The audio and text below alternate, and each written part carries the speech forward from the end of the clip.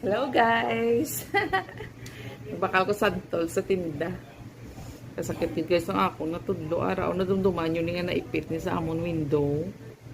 Ayan o, hindi siya naumpawan. O kaya doon nasira ng iyang nail bed. Na di half niya buhi pa. Pero ang half niya hindi na.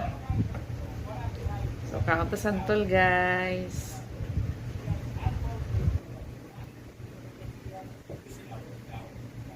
Yung bakal ko ni sa tinda kay wala na day tatay santol naubos na.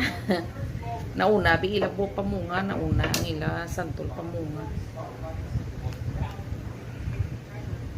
English na.